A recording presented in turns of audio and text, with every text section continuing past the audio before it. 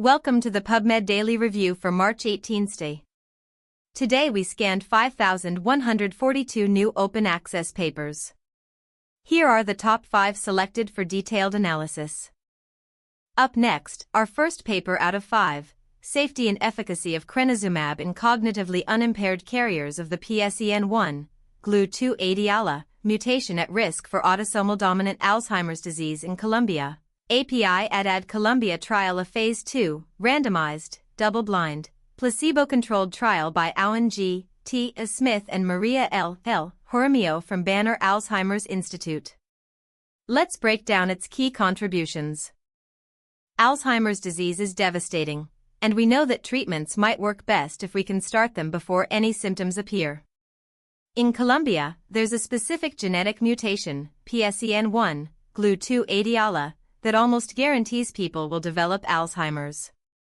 This study aimed to see if an antibody called crenezumab could prevent or delay cognitive decline in people who carry this mutation but haven't yet shown any signs of the disease. This was a rigorous, double-blind, placebo-controlled trial conducted in Colombia. They enrolled individuals who carried the PSEN1 mutation but were still cognitively healthy, along with their non-carrier relatives. Participants were randomly assigned to receive either crenezumab or a placebo for up to 8 years. The main goal was to see if crenezumab could slow down changes in cognitive test scores, specifically the ADAD composite and the FCSR-TCI. After following participants for up to 8 years, the results were not what we hoped for. The annual rate of change in the primary cognitive measure, the ADAD composite, showed no significant difference between the crenezumab and placebo groups, with a p-value of 0.43. Similarly, the FCSR-TCI also showed no significant difference.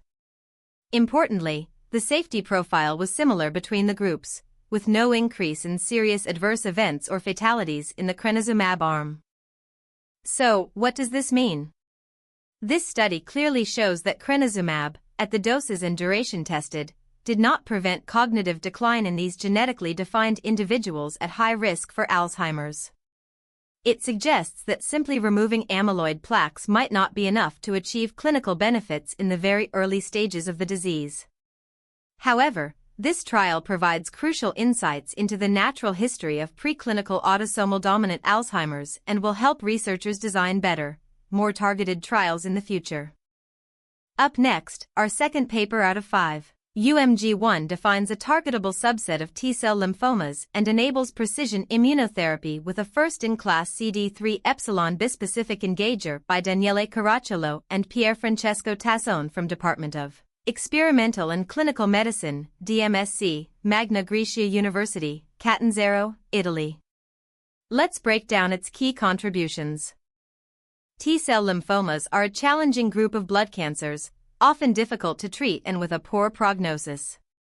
We've identified a specific target, UMG1, which is a unique CD43 epitope.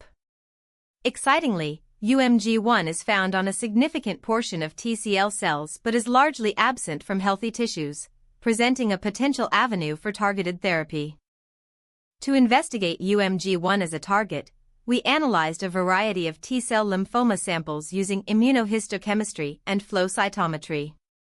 We then tested the efficacy of a novel bispecific T-cell engager, UMG1/CD3 epsilon BTCE, in laboratory settings.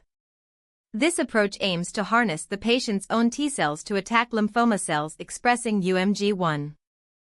Our analysis revealed that UMG1 was highly expressed in 62.3% of T-cell lymphoma samples, and impressively, in all TPLL specimens tested. The UMG1/CD3 epsilon BTCE demonstrated potent and specific killing of UMG1 expressing lymphoma cells in vitro, while leaving UMG1 negative cells unharmed. This targeted approach showed significant promise. These findings are significant because they identify UMG1 as a promising target for precision immunotherapy in a substantial portion of T-cell lymphomas. The UMG1/CD3 epsilon BTCE bispecific engager has shown selective and potent antitumor activity, supporting its development for patients with these aggressive hematologic malignancies. Future clinical trials will be crucial to confirm these exciting preclinical results. Up next, our third paper out of 5, Brain-Computer Interfaces for Vision Recovery in Precortical Vision Loss by Christopher D. Young and Ken Y. Lin from Gavin Herbert Eye Institute, University of California Irvine, California, USA. Let's break down its key contributions. Vision loss is a major global health issue, impacting independence and well-being. Conventional treatments often fall short, especially for damage to the retina or optic nerve. Fortunately, exciting advances in brain-computer interface technology are opening new doors to potentially restore sight by directly engaging the brain. This review synthesizes evidence on BCIs for vision recovery. It examines both non-invasive methods, like EEG and TMS, and invasive techniques, such as cortical prostheses. The focus is on how these devices encode visual information to stimulate the brain and the potential for restoring sight. The evidence suggests that BCIs, both invasive and non-invasive, hold significant promise for vision restoration. They can bypass damaged visual pathways and leverage the brain's plasticity. However, challenges like surgical risks, device durability, and individual response variability need careful consideration. Brain-computer interfaces offer a beacon of hope for patients with severe vision loss. While the potential is immense, ongoing research and development are critical to overcome current limitations. Continued collaboration between engineers, clinicians, and patients will be key to realizing the full promise of this transformative technology. Up next, our fourth paper out of 5. Tau PET imaging and blood biomarkers reveal early tauopathy in Special Operations Forces exposed to repetitive blast by Shaman J. Laura and Isabel Boileau. Let's break down its key contributions. Military personnel, especially those in Special Operations Forces, face unique occupational hazards that can impact brain health. One significant concern is repeated exposure to blast overpressure, common during training and combat. While severe blasts cause obvious injury, the long-term effects of lower-level, repeated exposures are less understood. This study aims to investigate if these exposures lead to early signs of neurodegeneration, specifically tauopathy, and if we can detect it using advanced imaging and blood tests. To address this, researchers compared 25 active-duty Special Operations Forces members with extensive experience in explosive roles against 10 military personnel with minimal blast exposure. All participants underwent detailed assessments including specialized PET scans to measure tau protein in the brain, blood tests for biomarkers of neuronal and glial injury, and comprehensive neurocognitive and symptom evaluations.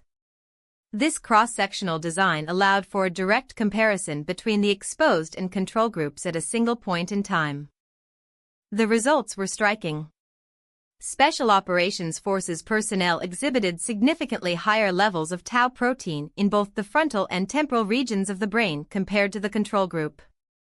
Furthermore, tau deposition clusters were identified in a large majority, 88%, of the exposed individuals. These elevated tau levels were not just isolated findings, they correlated with factors like years of explosive experience, reported post-concussive symptoms, and sleep disturbances. The blood biomarkers also showed patterns consistent with neurodegeneration, converging with the PET imaging findings. This study provides compelling evidence that cumulative blast overpressure exposure in Special Operations Forces is associated with early tauopathy. The combination of tau PET imaging and plasma biomarkers appears to be a powerful, non-invasive tool for detecting these changes. These findings underscore the importance of enhanced monitoring and risk mitigation for blast-exposed military personnel. Future research should focus on longitudinal studies to understand the progression of these changes and to develop effective protective strategies for brain health in this population. Up next, our fifth paper out of 5. A post-translational regulatory map of chronic antigen-driven human T-cell dysfunction by Hiroyuki Kojima and Ekaterina V. Vinogradova. Let's break down its key contributions. We know that T-cells can become dysfunctional when exposed to persistent antigens, like in chronic infections or cancer. This leads to a loss of their ability to renew themselves and kill target cells. While we've identified some genetic and metabolic reasons for this, the role of post-transcriptional regulation in shaping the T cell's protein makeup has been a mystery. This study aims to shed light on these crucial post-transcriptional changes. To investigate this, researchers used human T cells and stimulated them persistently to mimic chronic antigen exposure. They employed time-resolved proteomic profiling to map the changes in the cell's protein landscape over time. This allowed them to identify key proteins and pathways affected, and they even tested interventions targeting these pathways in both lab dishes and animal models. The study revealed that persistent stimulation dramatically remodeled the T cell proteome, affecting not only known exhaustion markers but also proteins involved in mitochondrial function and metabolism. Importantly, they found that activating stress response pathways was a key feature of these dysfunctional cells.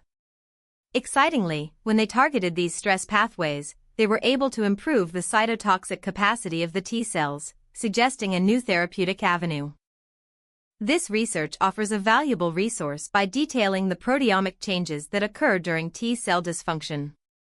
The key takeaway is that these changes, particularly the activation of stress pathways, are not just descriptive but are therapeutically targetable. This opens the door for developing novel cysteine-directed therapies to potentially reinvigorate T cells and improve outcomes for patients with cancer.